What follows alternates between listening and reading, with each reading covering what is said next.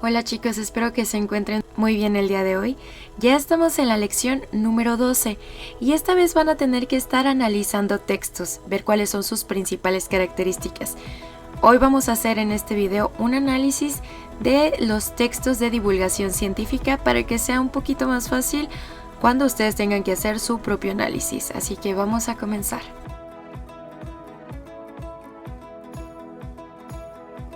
Ya habíamos visto que los artículos de divulgación científica son textos informativos que están basados en proyectos de investigación o en artículos científicos o en argumentos que parten de la ciencia. Su finalidad principal es difundir la investigación de una manera accesible para que sea comprensible por el público en general.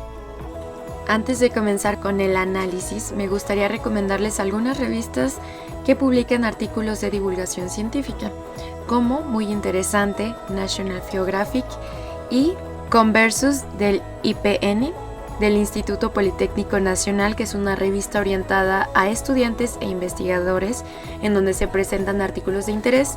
Y bueno, en estas revistas podemos encontrar artículos de divulgación científica que son bastante interesantes y además son atractivos y fáciles de leer para el público.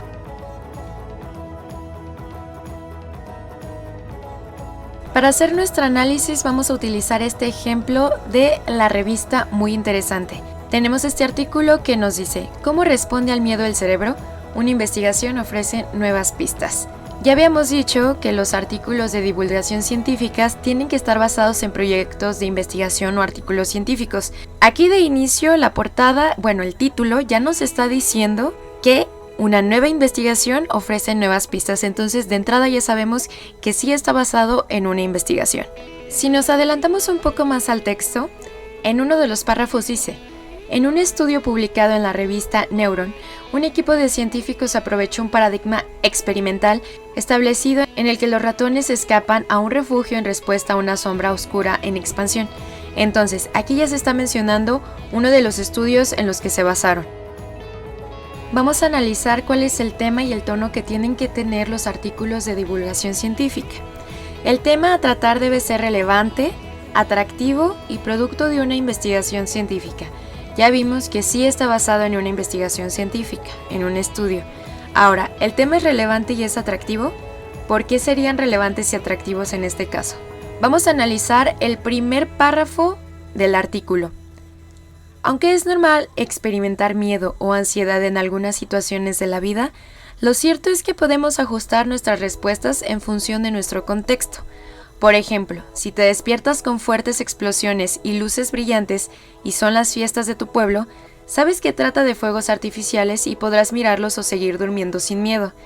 Pero si vives en una zona en guerra, este tipo de estímulos probablemente te asusten. Entonces, es atractivo porque tiene que ver con nosotros. El miedo es algo que sufrimos todos los seres humanos. También es atractivo porque te está diciendo que podemos ajustar nuestras respuestas en función de nuestro contexto. De igual forma, es relevante porque tiene que ver con nosotros. Tiene que ver con un sentimiento que nosotros mismos sentimos. El estilo debe tener la estructura de una secuencia explicativa, es decir, vamos a difundir la información, a explicarla, a interpretarla y a aclarar las ideas. Y en nuestro ejemplo está: primero se presenta el tema. ¿Cómo responde al miedo el cerebro? Una investigación ofrece nuevas pistas. Entonces nos dice: un nuevo estudio en ratones revela un mecanismo que regula las respuestas a las amenazas externas y puede inhibir el miedo basándose en experiencias. Aquí ya nos está dando una embarrada de lo que trata la investigación. Y entonces nos explica lo que ya habíamos leído del primer párrafo. Aunque es normal experimentar miedo, ahí nos está dando una introducción. Y ahora sí, nos va a dar una explicación más detallada sobre el tema.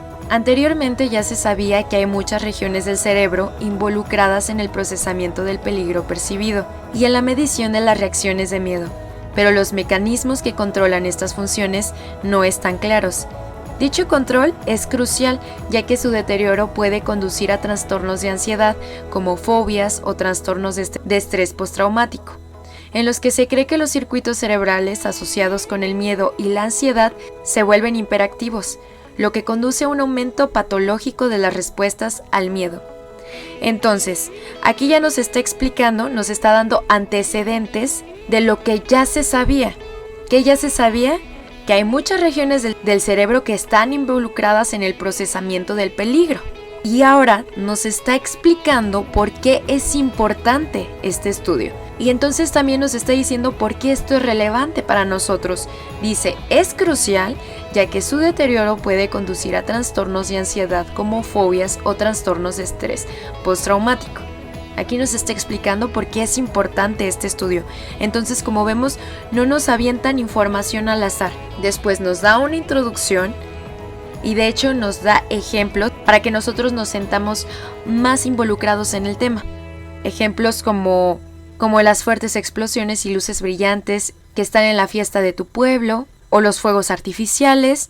Después nos da antecedentes de los estudios y después nos explica por qué es importante. Ahora, en este párrafo después nos explica que en un estudio publicado en la revista Neuron, un equipo de científicos aprovechó un paradigma experimental establecido en el que los ratones escapan a un refugio. Este párrafo ya lo habíamos leído. Ahora, después de la introducción, de los antecedentes, del por qué es importante este estudio, ahora nos explica cuál es el estudio y en qué consiste este estudio.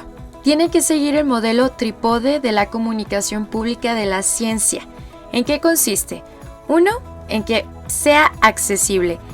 Esto quiere decir que sea claro, que no sea tan difícil de entender, que no tenga palabras tan difíciles de entender. Aquí vemos que la mayoría de las palabras las entendemos y hasta nos ponen ejemplos que no nos son tan lejanos. Segundo, que sea interesante, es decir, que sea atractivo. Ya vimos por qué podría ser atractivo para nosotros, porque se trata de un tema que se relaciona con nosotros directamente. Y tercero, que sea riguroso, es decir, que sea fiel a una investigación. Ya vimos que este artículo de investigación sí está basado en un estudio. ¿Cómo tiene que ser el lenguaje?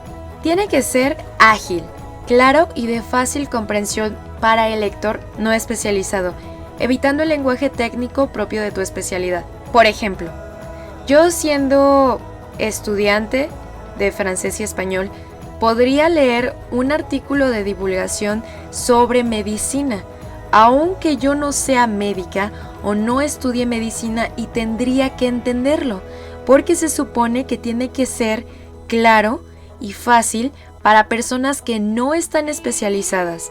Ojo, entonces, a lo mejor uno que otro término que sí nos van a mencionar porque no se puede reemplazar, pero la mayoría del artículo tendríamos que entenderlo. ¿Qué partes va a tener nuestro artículo? Aquí lo tenemos en el ejemplo. Primero es el encabezado o título. Tiene que ser breve y muy atractivo, sin tecnicismos, es decir, palabras que no conocemos, palabras científicas. Vemos que el título de nuestra investigación dice: ¿cómo responde el miedo al cerebro?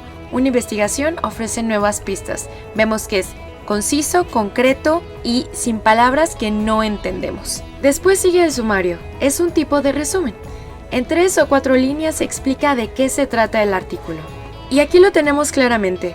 Un nuevo estudio en ratones revela un mecanismo que regula las respuestas a las amenazas externas y puede inhibir el método basándose en experiencias previas. Ahí tenemos nuestro resumen, en 2 líneas. Después sigue la entrada.